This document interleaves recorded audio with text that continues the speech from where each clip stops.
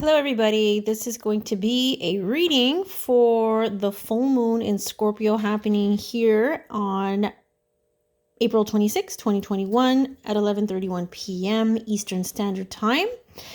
So let's dive right into it, shall we? There's a lot to talk about. And I know I said I was going to go live, but my guide said to actually come on and just show you the actual chart. So remember, this is the collective energies that we are currently under.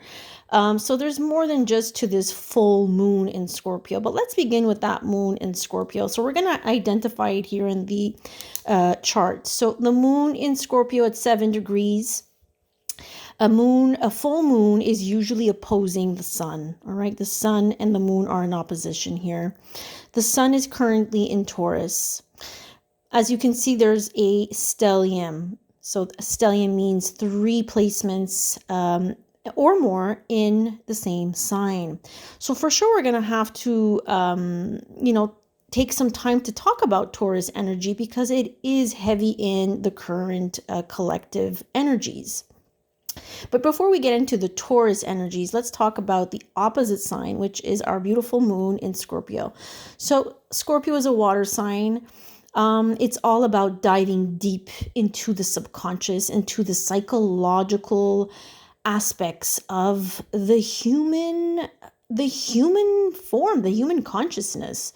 It's everything that we don't see. It's everything that is hidden. It's our intuition.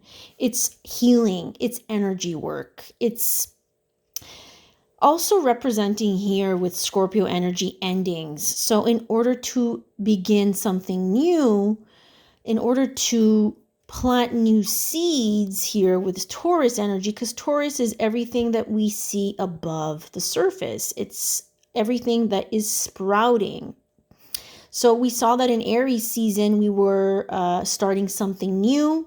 We were taking initiative. We felt really pumped to look at things differently, and it's just this new energy, right? With the new astrological year starting in Aries, but with Taurus now, we're starting to plant seeds so that we can eventually see something grow out of this.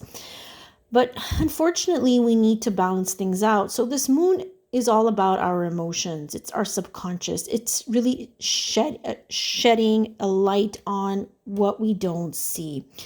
So Scorpio here, again, we are dealing with transformation. We're dealing with death and rebirth. We're dealing with healing, purging. So if you feel like this is a time where you're feeling extra sensitive and you're feeling super emotional, it's super, super normal, and you're right on track with the energies because that's what you're supposed to feel during a full moon in Scorpio. Now, people who are born with a moon in Scorpio are usually people who keep their emotions to themselves. They come with a lot of trust issues. There's a lot of fears and paranoia and insecurities with people who are born with a moon in Scorpio. So that's what's going to come up for us in the collective. It's all about, you see, Scorpio is an energy that keeps their cards to their chest. You'll never know because it's everything that lurks and, really hides beneath that surface. It's what we don't see. So truths can come out here when it comes to Scorpionic energies. Now, it's bringing us closer to our truth because that's what Scorpio energy wants. It wants to reveal something. Okay, so when there's an opposition with the Scorpio and the Taurus, so the moon and the sun are in opposition, it's asking us to balance these energies, balancing our emotional needs here. Now, Taurus is all about our security. It's all about everything that is above the surface. It's about the 5 senses: the touch, the feels, the scent, the smells, the tastes. It's our earthly experiences here in the 3D level. It's all about surface level stuff. Okay, so it wants security here, right? Another thing to mention is that because we have a bunch of other planets in Taurus, especially here Venus, who is at home in Taurus.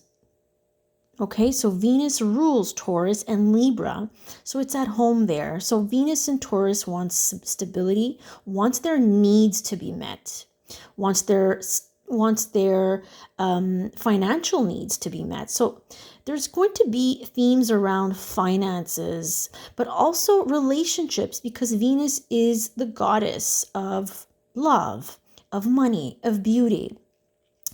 So as you can see here, she already conjuncted our friend here, Uranus. So she already moved up here, but they're still pretty close. So there must have been something that came out of the blue unexpectedly when it comes to relationships, when it comes to, it doesn't have to be romantic, but it can be interpersonal relationships. It can be about money, getting our money matters on a solid foundation here. So Uranus is really shaking things up when it comes to understanding what is it that we need to do in order to invest in quality, because Taurus is all about quality here.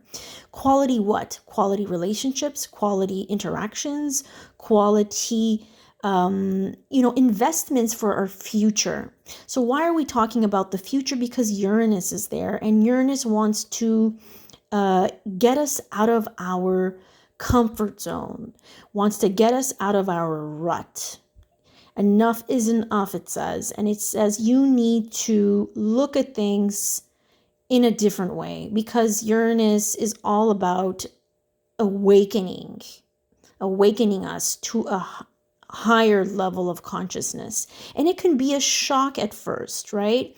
So that's basically what is going on between the Scorpio and the Taurus energy here, which can cause a lot of friction. Now, there is going to be friction. Why? Because the moon is squaring. So square is a 90-degree angle, which causes some stress here with Saturn. So Saturn is putting some stress on the moon and is also squaring, so putting some stress on this train of Taurus energy. So mostly that Mercury and that Venus are being triggered here. So again, relationships. Saturn is the lord of karma. It's the lord of restrictions, limitations, blocks. Why does it put blocks in our way? Because it asks us to make serious commitments, serious decisions. Making a decision is so important when Saturn starts to challenge us, because it's giving us that chance to look at our relationships and say, is this where I'm going in the long term? Because Saturn is all about long-term commitments, long-term goals. We're not just getting into something and pretending and sugarcoating and just, we have to be clear with Saturn. So if you found yourself in challenging situations, the days leading up to the full moon, or the days, after the full moon, post full moon energies also can be quite intense. Well, you can understand that Saturn is giving you this time to think, to reflect, and to make sure that the commitments you make are going to be for the long term. Okay. And Saturn in Aquarius is all about stepping outside of the old, stepping out, doing things unconventionally. Uranus is also a ruler of Aquarius. It's the modern ruler of Aquarius energies, and then Saturn is the traditional ruler of Aquarius. So it's at home there. So it's saying, are you looking at other ways to do this? Are you looking at other ways to fulfill and meet your needs? This is all about your needs, guys. So Scorpio is all about our deeper needs, psychological needs. What do we need on a deeper level? It also has to do with sexual stuff. So the psyche, sex, attraction, magnetic forces here with Scorpio energies. Whereas Taurus is more about, I need to make sure that I'm investing in something that is giving me results, that is tangible. It's what I can see versus what I don't see. So we're having to balance this out. And well, to be honest with you, if you're born with a lot of fixed signs in your chart, like Scorpio, Aquarius, Taurus, and Leo, you are going to feel this strongly. Okay, so this full moon energy is going to be stronger for you because it's hitting those fixed signs in your chart. Now, for us cardinal signs like myself, Aries, Libra, Cancer, Capricorn, well, we're getting a little bit of a break, and the mutable signs too, in a sense. So the fixed signs are really getting hit here, okay? So what else can I tell you guys? Well, when we look at a full moon or any new moon as well, we're looking at the ruler of the sign. So the sign here is Scorpio, like I said, 7 degrees. The ruler of Scorpio, so we have two rulers. We have the modern ruler, which is Pluto. Pluto is in Capricorn. And the traditional ruler, which is Mars. Mars is just entered Cancer. Pluto has been in Capricorn for quite some time now in the last few years. And so let's talk about Pluto first. Pluto will be stationing retrograde actually tomorrow. So following this full moon. So Pluto is the lord of the underworld. When it goes retrograde, we are going to be asked to really go deeper in. This is all internal, guys. Okay, so here it's asking us to look at our foundation. Why? Because it's in Capricorn. We just talked about the ruler of Capricorn. Yes, Saturn rules Aquarius, but it also rules Capricorn. Saturn is the timekeeper, right? It's time management. Are you organizing your stuff with Saturn stuff? In Capricorn, it's structure, it's foundation. Am I building the right structures in my life? If I'm not, then Pluto is going to take over and it's going to crash and burn. Unfortunately, there's a lot of transformation that goes on with Plutonic energies. Wherever you see Pluto in your chart, that's where you'll see the most death and rebirth, transformational endings, beginnings, so you have to look at your foundation, your structures in your life. How strong are the relationships? How strong is the money stuff?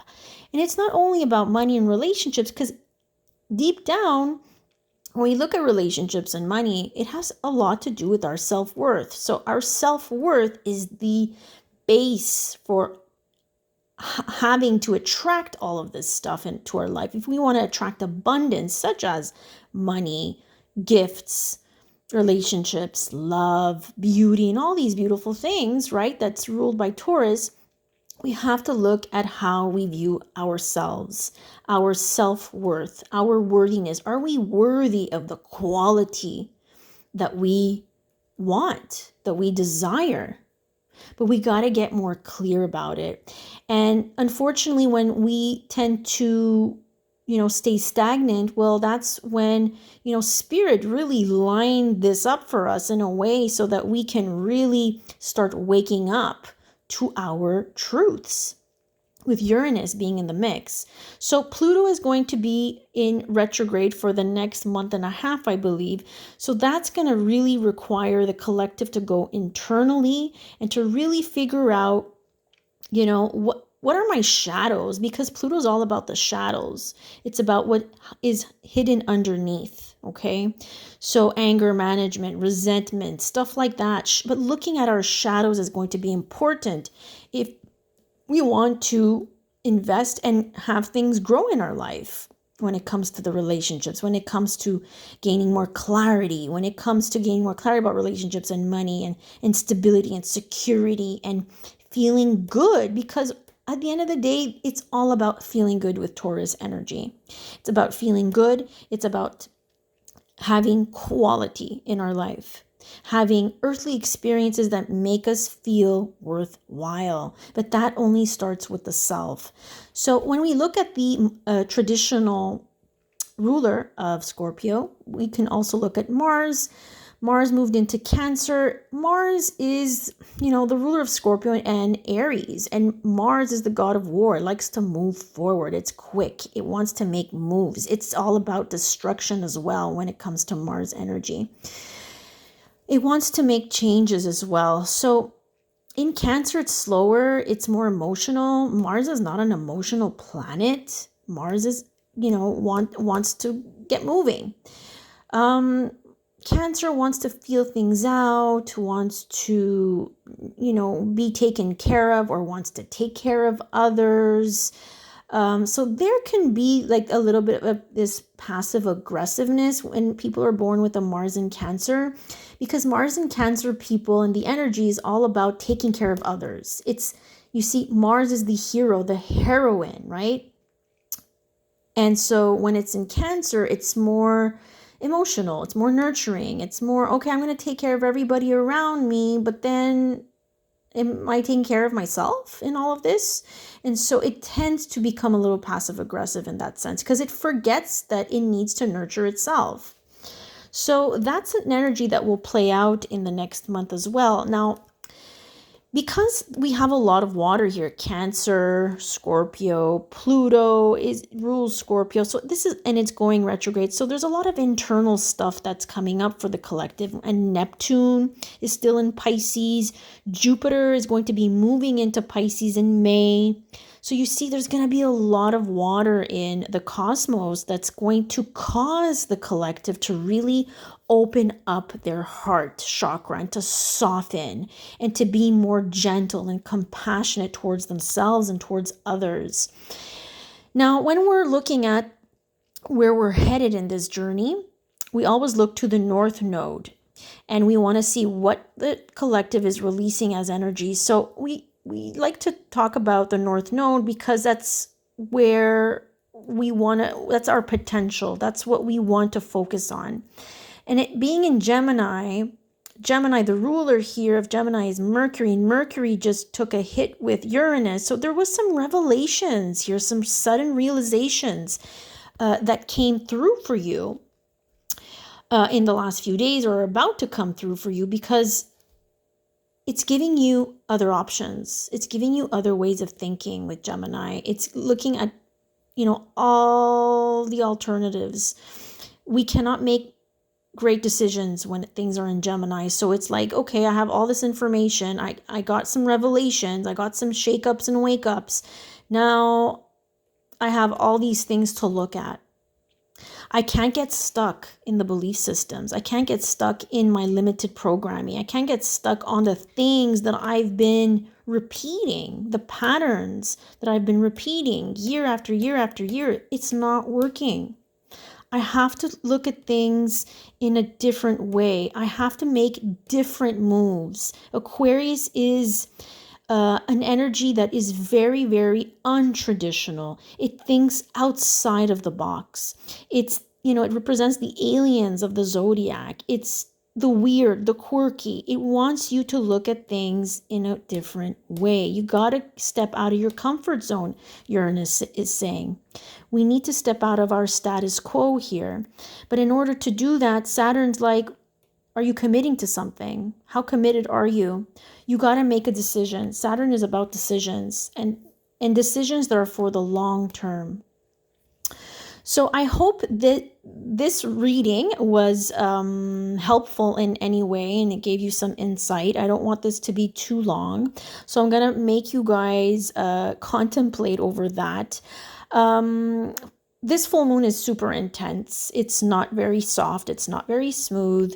Just take your time to be gentle with yourselves. And I particularly don't do any manifestation rituals and stuff like that, just because this feels like a lot of purging that needs to happen in Scorpio, okay? And a lot of decisions need to be made here, and shakeups and wake-ups and realizations and looking at things differently. So I can't manifest something if I have some stuff to look at, and I have to restructure my foundation.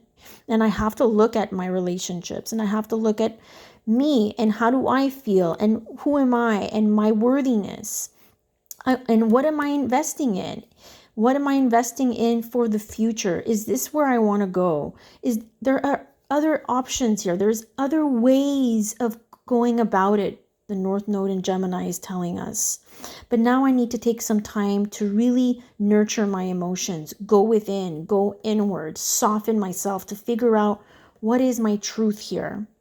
Because it's within the emotions. The more you heal, the more you feel, the more you heal. You got to feel it to heal it. So you really need to take this time to feel the emotions. So you can't go ahead and start manifesting when you haven't taken a look at the writings on the wall.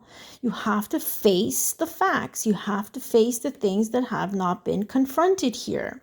So if you're feeling like you're being challenged and blocked and delayed, well, it's on purpose so that you can make better, more solid, more serious commitments to your self-worth, to who you are. That's more in alignment. We're trying to get into alignment with our self-worth here. Our deepest desires have to come because only can come if we look at our self-worth. So talk to the moon tonight. Talk to the moon tomorrow. I'm all about that. I'm going to sit down. You can journal, sing some songs, connect with your guides, light some candles, light some sage, some Palo Santo, purge, ask your angels for support, but you need to surrender and go within and really, feel it to heal it. All right, guys. So I'm going to leave you guys with these messages. You can definitely let me know if you need a birth chart reading. You can request a birth chart reading through the link in my bio. There's going to be a link that leads you to my Etsy shop, and all the information will be given to you there. So I'm wishing you guys a beautiful full moon in Scorpio. Please take care of yourselves.